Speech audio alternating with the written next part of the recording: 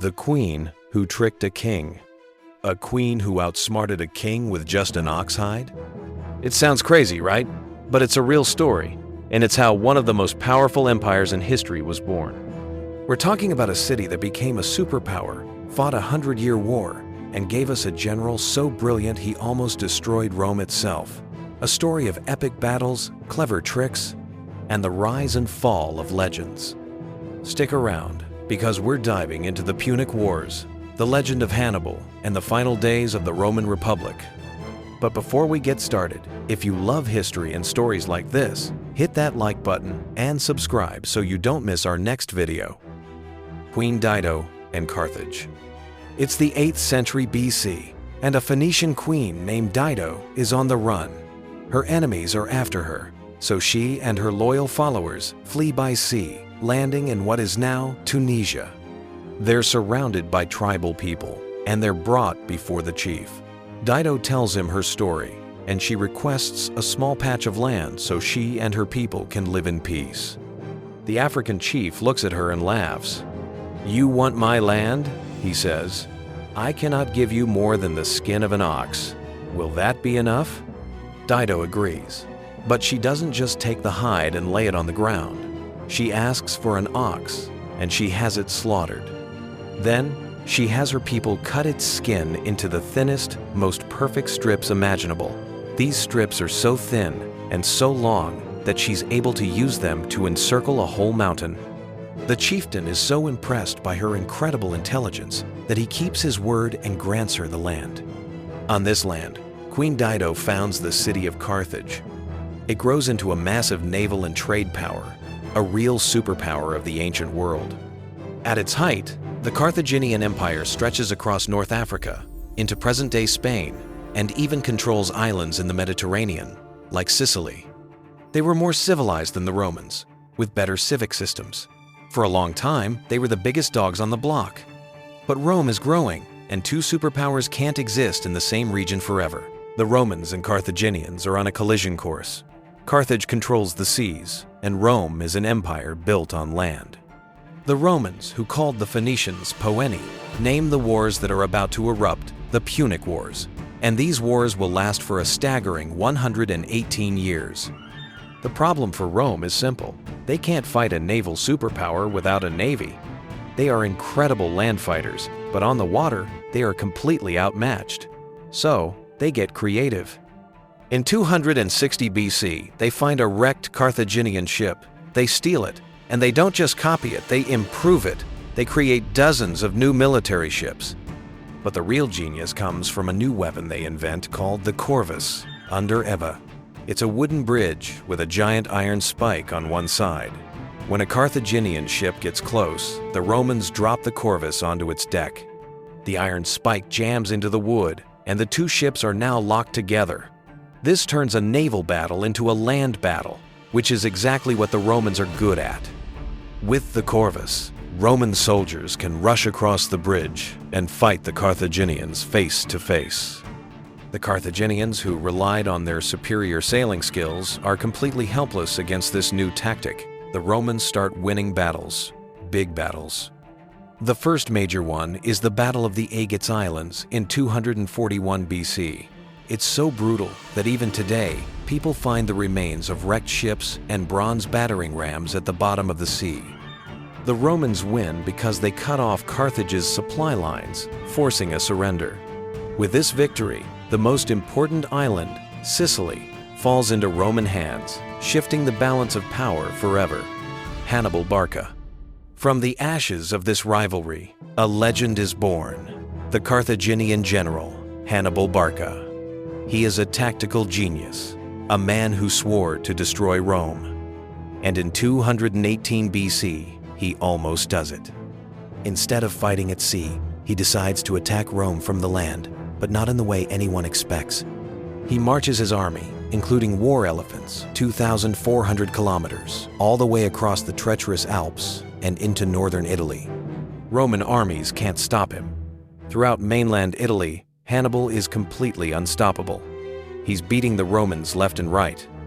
At one point, he's literally at the gates of Rome with his victorious army. The Romans are terrified. They shut themselves inside the city walls, which are incredibly strong, fortified over centuries. So, here's the million-dollar question that historians still debate. Why didn't Hannibal attack? He was a stone's throw away from ultimate victory. Some say he didn't have the right siege weapons, like catapults, to break through Rome's mighty defenses. Others say he was waiting for reinforcements from his brother Hasdrubal Barca, who was coming from Spain. The Romans, meanwhile, are not sitting idly by.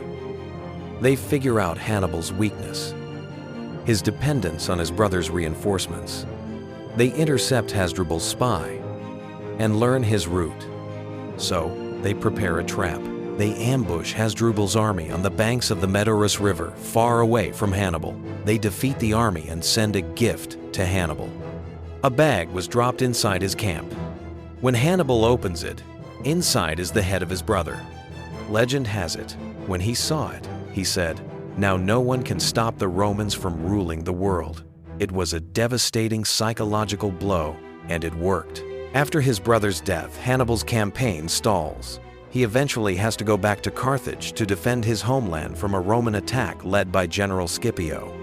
At the Battle of Zama in 202 BC, Hannibal is decisively defeated.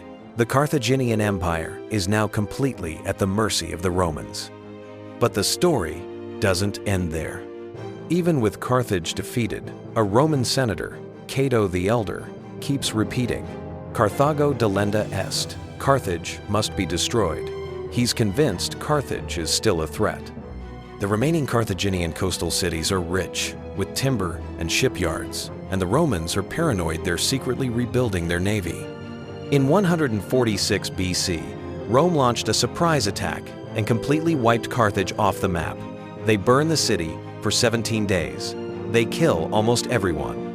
The few survivors, about 50,000 out of a population of 5 million, are sold into slavery. The ruins of the city, near modern-day Tunis, still bear the burn marks on the stone walls, a permanent reminder of one of the most brutal acts in history. It was a war fought not for conquest, but for total elimination. Rome is now a superpower, a military machine forged in 118 years of brutal war. But as it grows more powerful, it starts to fall apart from the inside.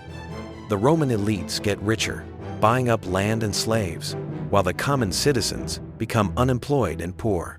The values that once united them are gone. Then comes Julius Caesar. He's a brilliant general who conquers vast new territories, modern-day France, parts of Germany, and Britain, and he's an absolute hero to the people. He's also incredibly powerful and immensely wealthy. The Roman Senate, led by his rival Pompey, is terrified of him. They send him a message: leave your army behind and cross the Rubicon River to enter Rome alone. If he crosses with his army, it's an act of rebellion. But Caesar knows that if he enters alone, he'll be killed or put on trial for his past actions. He has a choice to make.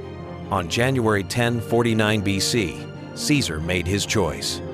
He crosses the Rubicon with his entire army, uttering the famous words, "Alea iacta est." The die is cast. It's a declaration of war. Pompey and his supporters flee, and Caesar takes over the city and the Senate. He becomes dictator, not just for a crisis, but for life. He's acting like a king, a word the Romans hated above all else. The Senate, which once supported him, now plots against him. 60 senators, calling themselves the Liberators, decide to assassinate him to save the Republic. On March 15, 44 BC, as Caesar walks into the Senate, the Liberators surround him. One by one, they stab him with daggers. He sees many of his close friends among them, including his protege Brutus. The famous line, "Et tu, Brute," is not just a question, it's a gut-wrenching moment of betrayal. But the Liberators' plan backfires spectacularly. Instead of saving the Republic, they plunge Rome into another civil war. The people who loved Caesar demand justice. His 18-year-old nephew and heir, Octavian, steps up to lead the charge. The civil war raged for 13 years. A brutal, violent struggle for power that finally ended with Octavian's total victory. In 27 BC, the 482-year-old Roman Republic is officially over. Octavian takes complete control, and the Senate, now just a rubber stamp, grants him the title Augustus. He is the first emperor of the Roman Empire, a one-man ruler, even though he never officially used the titles of king or emperor. He just calls himself the first citizen. The Roman Empire, born from this long, violent history, would go on to last for 1,500 years.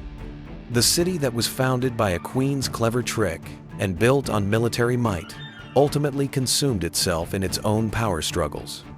The last ruler of the Western Roman Empire was even named Romulus Augustus, a strange coincidence, given that the first ruler of the city was named Romulus. So, what do you think? Was Rome's fate sealed from the beginning? Let me know in the comments below. If you found this story as wild as I did, and if you want to know how this incredible empire finally came to an end, hit that like button and subscribe. We're going to dive into the fall of the Roman Empire in our next video. Trust me, it's just as epic. And for some great historical sources on the multi-dimensions and portals, check out the links in the description.